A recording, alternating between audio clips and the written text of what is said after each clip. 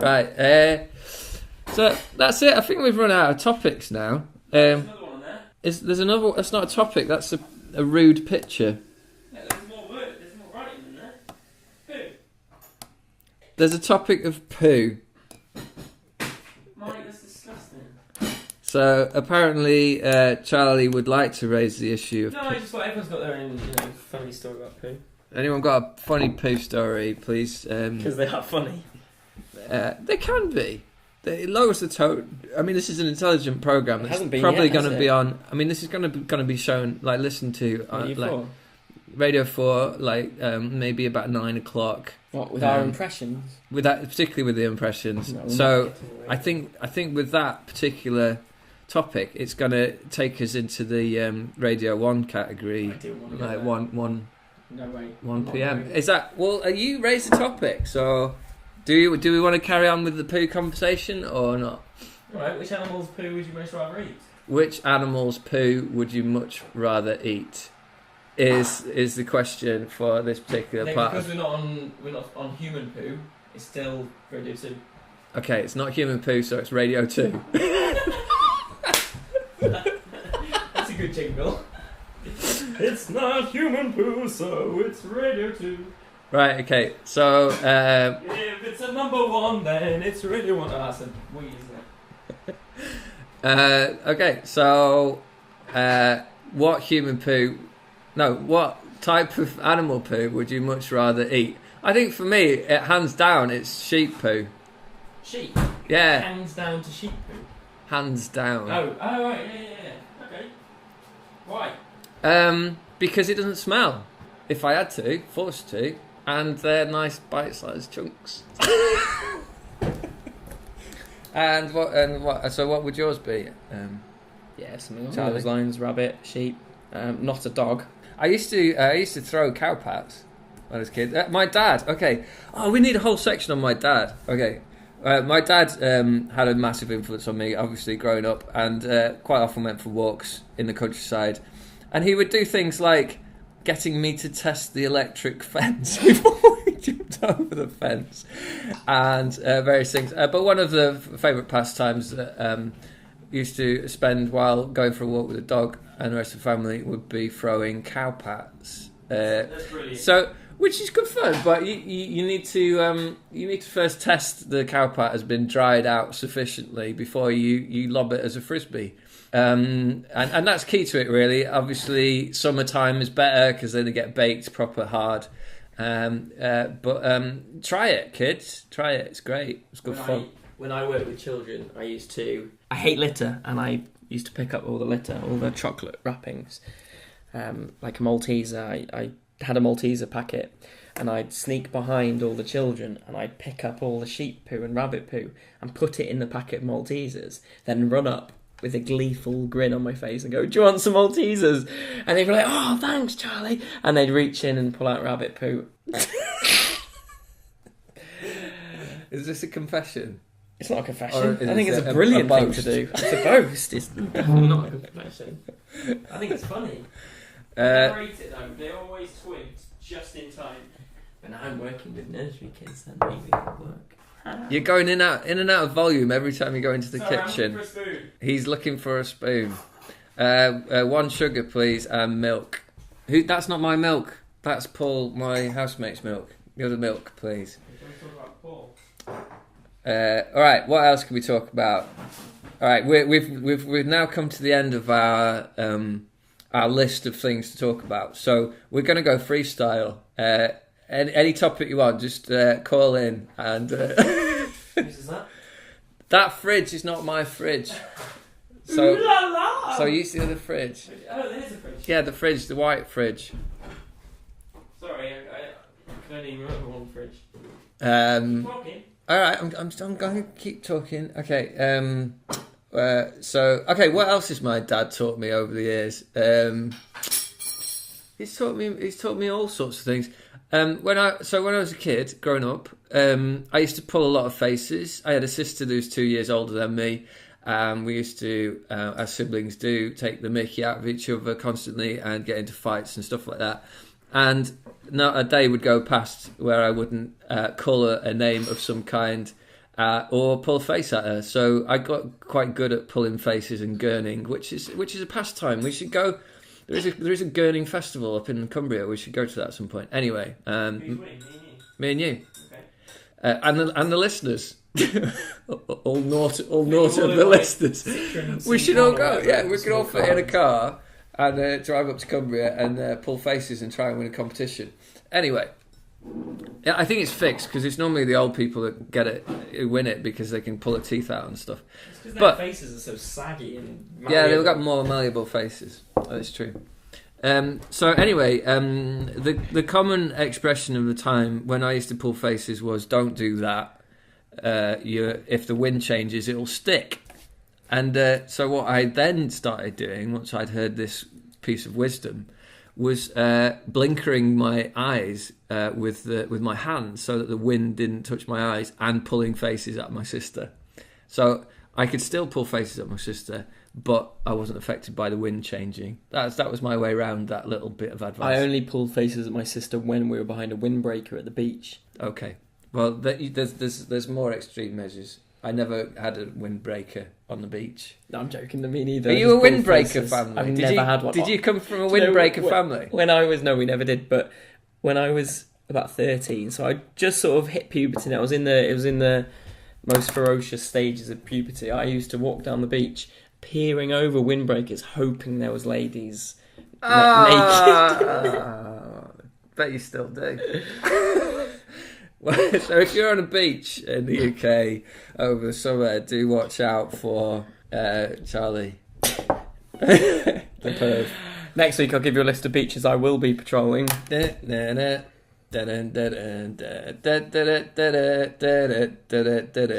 can run with us. Oh, that's not Baywatch, is it? Anyway, we're coming to a new section of the show. Oh, there's a new section of the show. Which We've is not written this yet. Would you do this for £1 million? Woo! It's where we ask each other questions and we ask you, the listeners, questions. Yeah, carry on. We ask you, would you do this for £1 million? Nice. My first question, Mike, is to you. Would you eat a bowl of the Queen's poo for £1 million? No. Why not? I'm not that driven by money. Would you eat a bowl of the Queen's poo for a recording contract, is that what you call it in the music business? Recording label, with the label Sony. No. With a label, I don't know any of the labels. Apple. No, I'm not desperate for a recording contract right now. Okay. It's a shit game then. Would you? Okay. So I think because Charlie wrote this new part of the show, I think it's more guided towards his own opinion. So I'll redirect it onto Charlie. Would you... Well, hang on. It's not. Would you pick up that knife for £1 million? Yes. There you go. So it doesn't matter if you're driven by money or not. You'd still do stuff for £1 million. So. Oh yeah, you got me there. Throw that back You got me there. Okay. Would you enter the Eurovision Song Contest on behalf of the UK next year for £1 million? Yes, I'll do it for free. Do it for a bag of sweets. Would you watch Coronation Street constantly for 5 months, non-stop, for £1 million? 24/7, 24 days. 24/7 for 5 months. Could I? The same show. What about washing? What? Could I wash? Yeah. Could I close my eyes? I'd have to sleep. No. No, I'd have to sleep. You're allowed to rest from time to time, but you'll get quizzed from time to time on what the plot is. What? Even though it's the same one. 5 months. Yeah, 5 non-stop. 24 hours in a day. Yeah. I think an episode's 20 minutes, 25 minutes. There's adverts. Oh, yeah. Half an hour, say. Would I have to watch the same adverts again? Mm-hmm. No.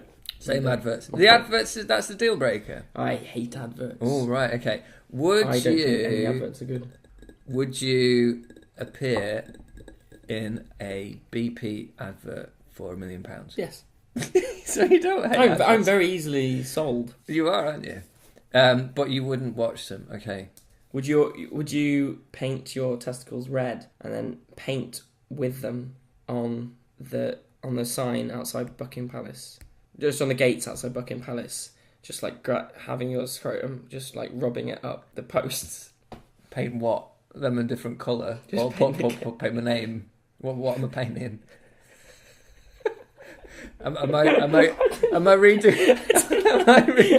Am I redoing the gate? Is it looking a bit derelict, or is it a form of graffiti? I don't know. I didn't think about that at all. I was just thinking about balls. You are. I think it's all the balls you've drawn, different animals' balls you've drawn on our notes. Okay. Would you wear a coat made of pubes of?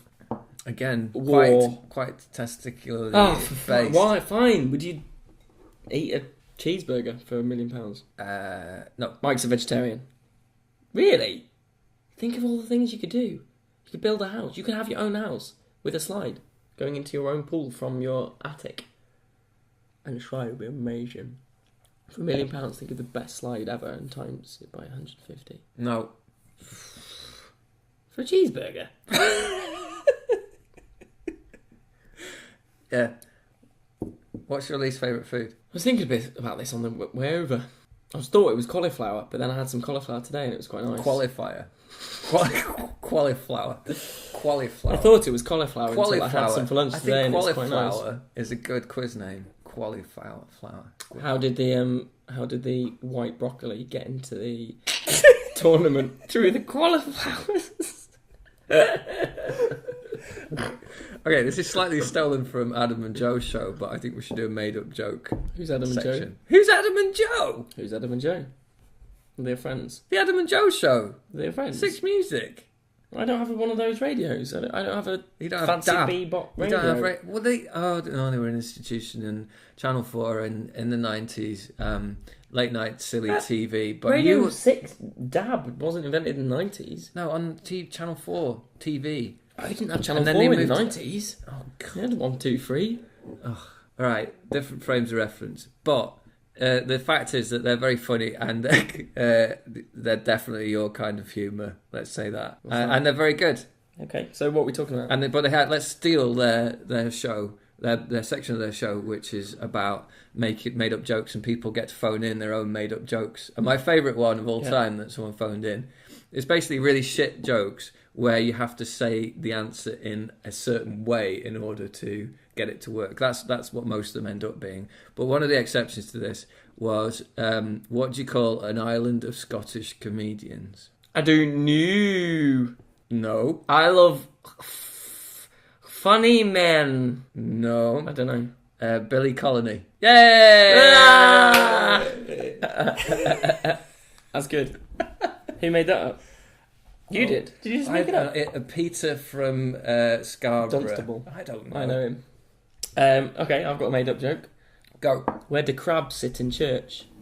Isle of Wight. No, where do crabs sit in church? Isle of Wight. Yeah, Wight. That doesn't make sense. I know, it doesn't. Where do crabs sit in church? On the pubes. Oh, those kind of crabs. I see what you did there. I see what I was thinking of the other types of crabs. Yeah. There you go. Clever. That's humour, right? I thought it deserved a bit more laughing than that. I thought it was funny. All right. Any more made-up jokes? I did come up with a made-up joke recently. Oh, what was it? I'll try and think of it. You stole it. You know, keep it going. I'll blow my nose. What do you call paper soldiers? The origami. Yeah. Yeah. Why did the chicken do a Ouija board? To get to the other side. Hey.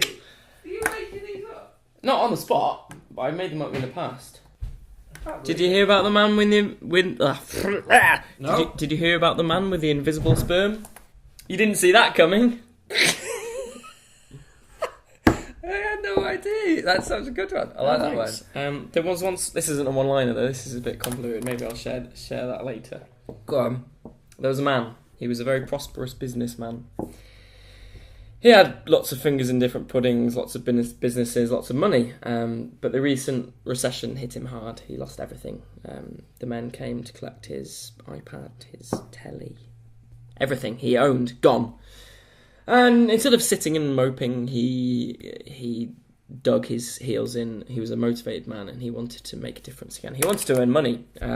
So he came up with an idea of a dating website for chickens. So owners paid a little bit of money. They sent in photos of their chickens. It's a bit like Facebook for chickens, pretty much. The chickens' likes and dislikes, and then the company, the website matched up. Was it called Face Hutch? The chicken. No. Are you trying to guess the punchline before? Yeah. Okay. Anyway, ignore that. So they made a bit of money, and it was working. And he got chickens all over the country procreated together and made eggs and chicks. So it worked. And I read an article in The Guardian recently about his success, basically, and he was asked what his inspiration was for this business idea, and he said, well, I was just trying to make ends meet. Yay! We got there! Yeah, that's it, anyway. That's good. I can't remember any That's others.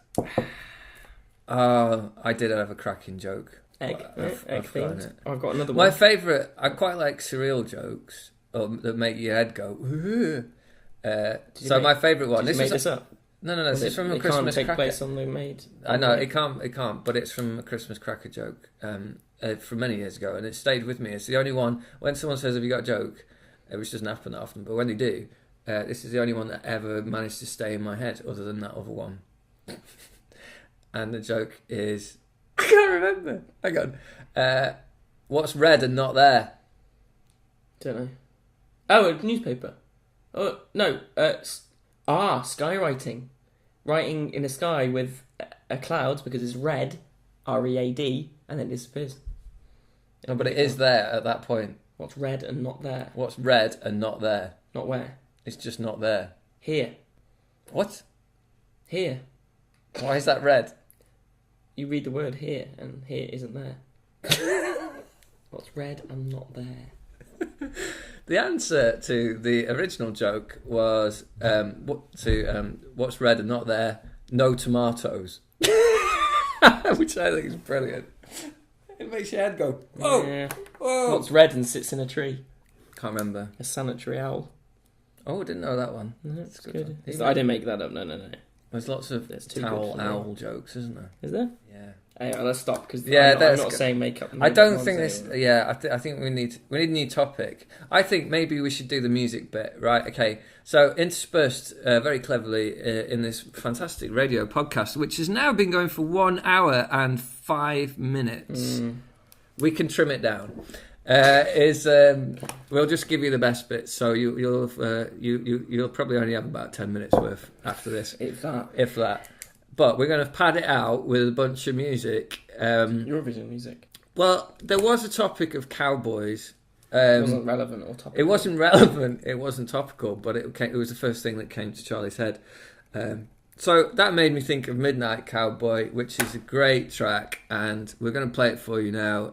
If you've not seen it, it's a John Barry track, and it's the theme to the film Midnight Cowboy, which is a classic film from late 60s. I think it was 69 it was done, with Dustin Hoffman and what's his face? Dwight, I can't pronounce it. John Voight. John Voight. Yeah, 1969. And a little known fact is, that might not be true, is that John Voight is the dad of what's her face who's going out with Brad Pitt. Angelina Jolie. Yeah, can we have that factually correctly checked now? And then when you've heard the song, we will let you know.